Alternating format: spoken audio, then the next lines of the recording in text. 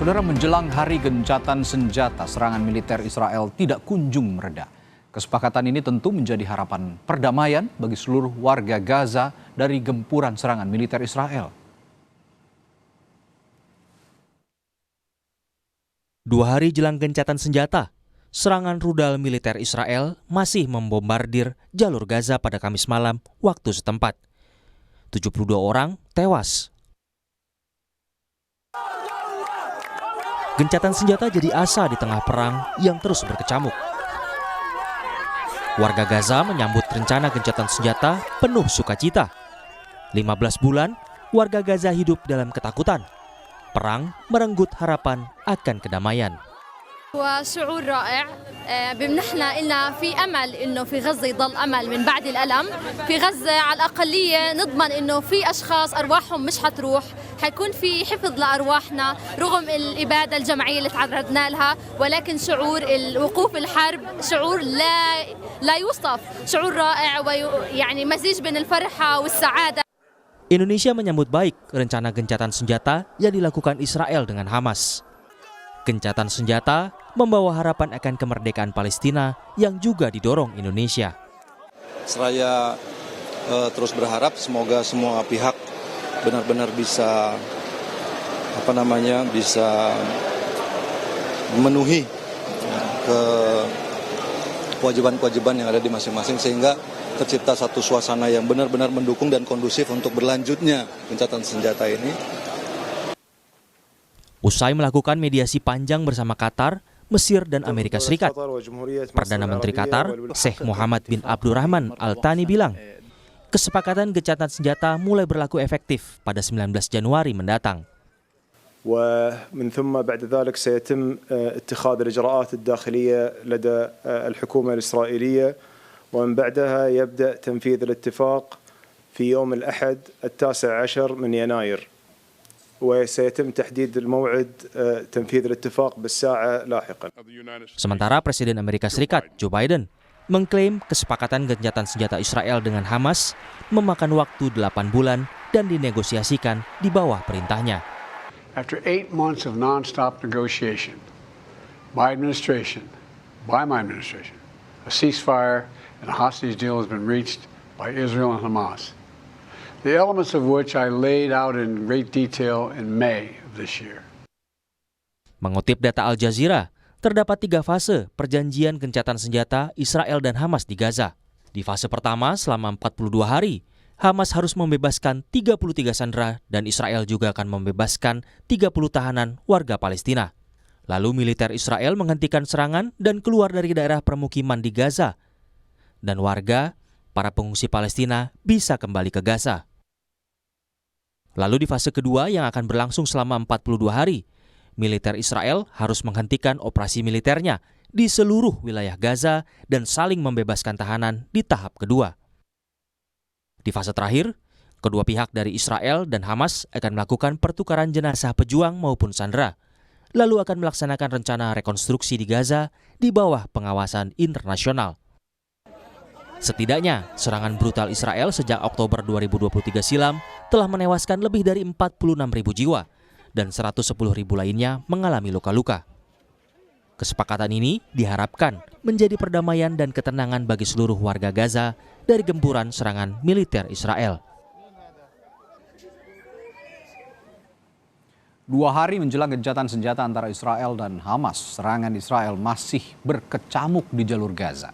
Apakah perjanjian kesepakatan ini akan berlaku efektif pada Minggu 19 Januari? Sudah bersama kami, analis Timur Tengah Mustafa Abdurrahman. Selamat malam, Assalamualaikum Mas Mustafa. Waalaikumsalam, selamat malam. Malam. Mas Mustafa, Gaza masih digempur, padahal gencatan senjata tinggal hitungan hari efektifnya. Apa yang terjadi kira-kira? Ya, kan memang kesepakatan gencatan senjata yang dicapai tersebut baru mulai berlaku hari Minggu tanggal 19 Januari pukul 12.45 siang. Jadi hari ini masih belum berlaku kesepakatan tersebut. Maka tidak aneh atau mungkin saja terjadi bentrok senjata atau gempuran Israel yang terus-menerus. Berita hari ini kan sekitar 12 warga Iya, Palestina tewas akibat gempuran Israel di berbagai titik di jalur Gaza. Jadi ini sesuatu hal yang tidak aneh meskipun beberapa hari lagi akan ada gencatan senjata. Ini bukan hal yang aneh, justru saya melihatnya atau publik melihatnya sepertinya kayak wah ini masih mumpung belum ada gencatan senjata malah makin digempur begitu oleh Israel. Ya tampaknya begitu. Berharap misalnya walaupun sudah kesepakatan senjata ini belum berlaku, tapi kan sudah disepakati, diharapkan sudah minimal eskalasi ini menurun lah gitu kan. Tapi yang terjadi di lapangan kan tidak. Israel masih menggempur sana sini. Bahkan bisa saja ini mumpung masih belum berlaku, Israel itu seperti kejar setoran aja gitu kan. Iya, ya, publik menilainya jadi malah aji mumpung begitu ya. Ini mumpung belum ada gencatan senjata malah makin digencarkan begitu serangannya. Nah, total korban saat ini lebih dari 46.000, luar biasa ini. Jumlah yang sepertinya dibandingkan gejolak-gejolak di jalur Gaza sebelumnya ini salah satu yang terbesar. Adakah jaminan keselamatan warga sipil atau komitmen gencatan senjata ini bisa ditaati bersama kira-kira menurut Anda? Ya, sesuai dengan kesepakatan yang sudah disetujui oleh kedua pihak Israel sama Hamas dan faksi-faksi Palestina lainnya dengan mediator Qatar, Amerika Serikat dan Mesir, mereka mengatakan komitmen terhadap apa yang disepakati atau terhadap butir-butir yang tertera dalam kesepakatan gencatan tersebut. Nanti kita lihat mulai hari Minggu ini gimana, apakah mereka komitmen atau tidak. Oke. Tapi kalau kita pengen tahu juga ini, Mas Tafa, yang paling berperan dalam kesepakatan gencatan senjata ini siapa sih? Kan kalau kita tahu selama ini yang selalu menjadi mediator adalah Amerika Serikat, Mesir, dan juga Qatar. Nah, yang punya peran paling sentral dalam gencatan senjata kali ini menurut Anda? Ya, memang seperti yang disebut tadi, Mesir, Qatar, Amerika Serikat dikenal sebagai mediator tapi sudah lebih dari 1 tahun mereka kan gagal mencapai kesepakatan. Nah, ini penting, pertanyaan bagus ini ya. Jadi menurut berita-berita yang beredar di media Israel sejak kemarin bahwa Presiden terpilih Amerika Serikat Donald Trump yang berperan besar, yang sangat berpengaruh tercapainya kesepakatan gencatan senjata tersebut. Persisnya Donald Trump ini kan mengirim utusan khusus untuk Timur Tengahnya yang bernama Steve Witkoff. Dan Steve Witkoff ini yang merupakan utusan khusus Donald Trump mengadakan pertemuan dengan Netanyahu pada Sabtu malam.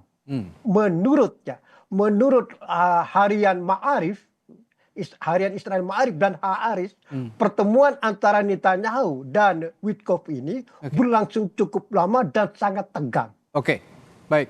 Terakhir, Mas Tafa, kabinet Israel kabarnya belum menyetujui gencatan senjata ini. Ada kabar terbaru soal ini? Anda yang Anda ketahui? Yang tidak menyetujui kan hanya 2 anggota kabinet. Oh, hanya 2 anggota kabinet saja. Ben Gvir sama Menteri Keuangan itu Bezalel Smotrich gitu. Jadi pada intinya minggu nanti insya Allah sepertinya akan bisa tercapai gencatan senjata ini ya? Betul. Jadi akan didukung oleh mayoritas anggota kabinet Israel. Bahkan seandainya rancangan kesepakatan itu akan dilempar ke Knesset atau parlemen Israel, optimis mayoritas anggota Knesset akan mendukungnya. Karena tekanan di Israel tersendiri itu luar biasa, terutama dari keluarga tawanan Israel yang masih disekap oleh Hamas di jalur Gaza sekarang. Mereka besok malam akan menggelar unjuk rasa besar-besaran di Yerusalem dan Tel Aviv untuk menuntut supaya Netanyahu terus maju menyetujui gencatan senjata itu dan segera tawanan itu dibebaskan. Oke, termasuk optimisme, Mas Tafa. Saya singkat saja terakhir saya tanyakan ini, optimisme gencatan senjata ini bisa membawa perdamaian yang lebih lebih abadi lagi di jalur Gaza. Sejauh mana optimisme ini bisa terbangun? Ya betul, ini semua harapan pihak ya, baik regional, internasional, bahkan termasuk masyarakat Israel sendiri. Menurut jajak pendapat yang terakhir, dalam jajak pendapat yang digelar di Israel, sebagian besar rakyat Israel itu adalah mendukung terwujudnya gencatan senjata tersebut. Maka diharapkan jika gencatan ini mulai berlaku hari Minggu nanti, maka ini akan mengakhiri perang yang sangat berdarah selama 15 bulan ini. Baik, terima kasih analis Timur Tengah Mas Mustafa Abdul Rahman. Semoga ini menjadi harapan bagi saudara-saudara kita yang berada di jalur Gaza merasakan damai yang hakiki. Terima kasih Mas Mustafa. Assalamualaikum. Selamat malam, terima kasih.